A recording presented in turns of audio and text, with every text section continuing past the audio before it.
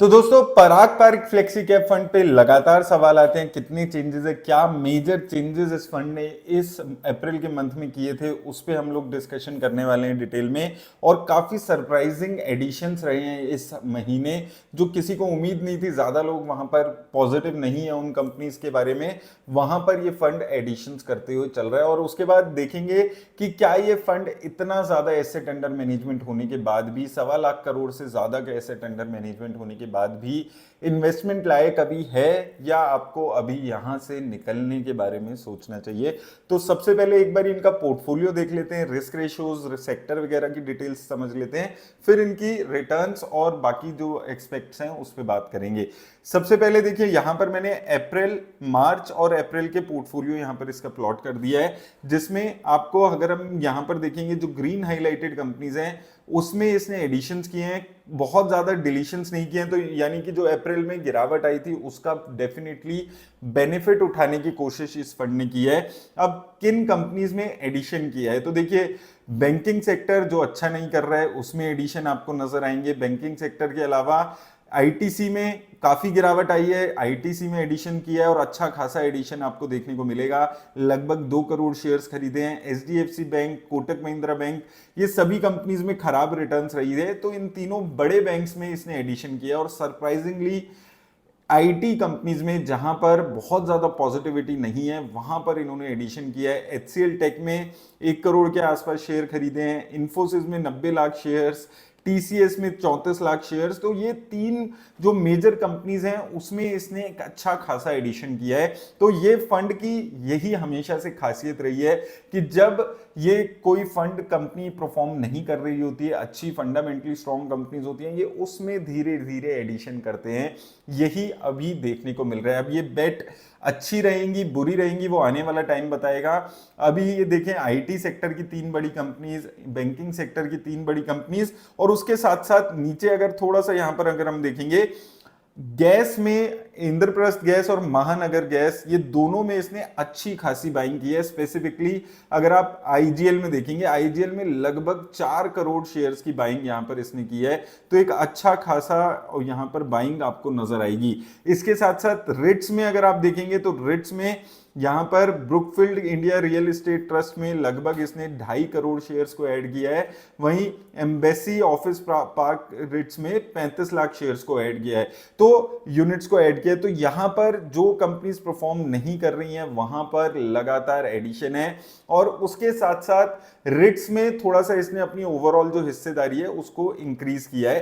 तो रिट्स में इंक्रीमेंट देखने को मिला है 3.72% से लगभग 4.8% के आसपास यहां पर इसने एलोकेशन अपनी रिट्स में इंक्रीज किया है। तो रिट्स में इंक्रीमेंट लगातार देखने को मिल रहा है। हमने 2-3 महीने पहले बात की थी जब 1-2% का यहां पर रिट्स था, उसके बाद 3-4% हुआ, 3-3.25% हुआ, अभी 4% को पार कर गया है। तो लगातार रिट्स की तरफ थोड़ा सा रुझान ज्यादा बढ़ते हुए इसका नजर आया। उसके साथ साथ आईटी सेक्टर की कंपनीज में बिग बेट यहां पर आप बोल सकते हैं। तीनों ही आईटी सेक्टर की जो बड़ी कंपनीज हैं, विप्रो ने में ज्यादा कुछ एडिशन नहीं किया है। विप्रो आई थिंक इसके पोर्टफोलियो में भी आपको नजर नहीं आएगा, राइट। तो विप्रो इसके पोर्टफोलियो में नहीं है, लेकिन बाकी जो कंपनीज है, और सरप्राइजिंगली आईजीएल, एमजीएल जो मार्केट मान रही है खत्म हो गई है कंपनीज, बहुत ज्यादा अभी रिटर्न्स नहीं बनेगी, इन कंपनीज में एक मैसिव एडिशन आपको देखने को मिला है।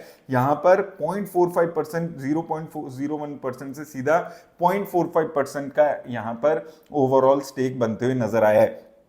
तो फंड अभी भी वही काम कर रहा है जिसके लिए फेमस है।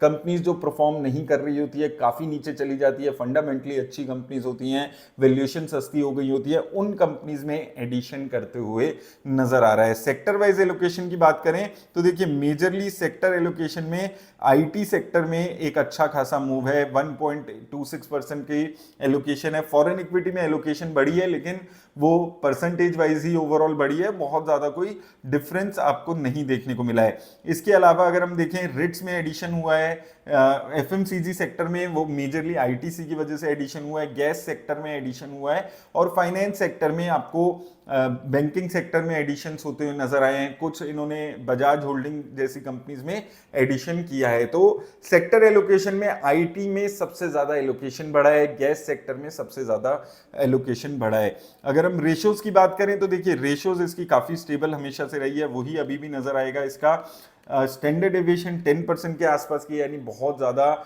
यहाँ पर डेविएशन नहीं देखने को मिलता, बहुत ज़्यादा यहाँ पर वॉलेटिलिटी नहीं देखने को मिलती। शार्प रेशियो 1.09 की है, स्टेबल है, यानी कि जितना ये रिस्क लेता है उसके हिसाब से रिटर्न्स अच्छी जनरेट करके देता है।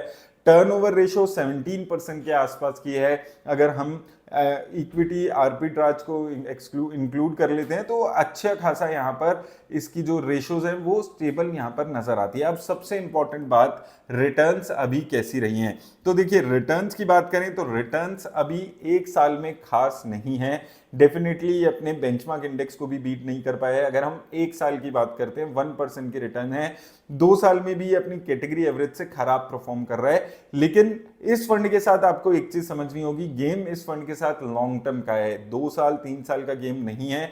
ना ये फंड क्लेम करता है कि हम 2 साल में 1 साल में रिटर्न्स अच्छी दे देंगे। ये fund long term investor, really long term investor जो वैल्यू इन्वेस्टिंग के लिए बने हुए हैं, जो 8 10 15 साल के लिए फंड को होल्ड कर सकते हैं, उन्हीं के लिए बना हुआ है। 2 साल तक तो ये फंड एग्जिट लोड लेता है।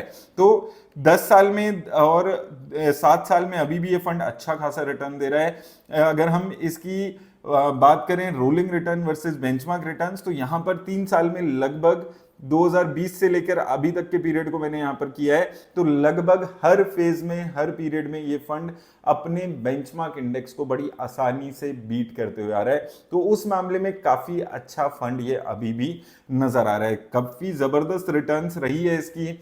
स्टेबल फंड्स की अगर आप तलाश करते हैं, ऐसे फंड्स की जो बहुत ज्यादा वॉलेटाइल नहीं होते हैं, देखिए ये fund Motilal Oswal mid cap fund या फिर क्वांट स्मॉल कैप फंड की तरह एक साल में 50 60 70% की रिटर्न ना कभी पहले दी है, ना आगे देगा, ना इसका वो पर्पस भी होता है। अगर आप एक स्टेबल फंड की तरफ देख रहे हैं जो आपको लगभग बेंचमार्क इंडेक्स से ज्यादा रिटर्न्स लॉन्ग टर्म में जनरेट करके दे दे, बहुत ज्यादा वॉलेटाइल ना हो, तो आप इस फंड की तरफ देख सकते हैं। अगर आप कोई ऐसा फंड देख रहे हैं जो एक साल में 25 30 35% की रिटर्न दे दे, तो ये फंड आपके लिए नहीं बना है। मुझे पर्सनली ऐसा लगता है कि पारंपरिक फंड है उसका एक कोई फंड, चाहे वो ये हो, चाहे उसका भी लार्ज कैप फंड आया है, चाहे इसका ईएलएसएस फंड है, कोई एक फंड आपके पोर्टफोलियो में जरूर होना चाहिए। पारंपरिक के फंड्स आपके पोर्टफोलियो को ओवरऑल एक स्टेबिलिटी प्रोवाइड करके देते हैं जो आपके पोर्टफोलियो के लिए जरूरी है। उसके बाद आप उसके अराउंड अपना पोर्टफोलियो बना सकते हैं जिसमें आप कोई ज्यादा रिस्क लेने वाला mid cap small cap fund add कर सकते हैं, उस हिसाब से आप अपना चूज कर सकते हैं। लेकिन ये फंड एक मस्ट है मेरे हिसाब से लगता है, लेकिन किसी भी तरह की इन्वेस्टमेंट की राय डेफिनेटली नहीं है। आपको जो फंड आपको ओवरऑल सूट करे, आपको रिटर्न्स रिस्क उस सब को देखकर आपको इन्वेस्ट करना चाहिए। उम्मीद है आपको हेल्प मिलेगी इस वीडियो से। धन्यवाद।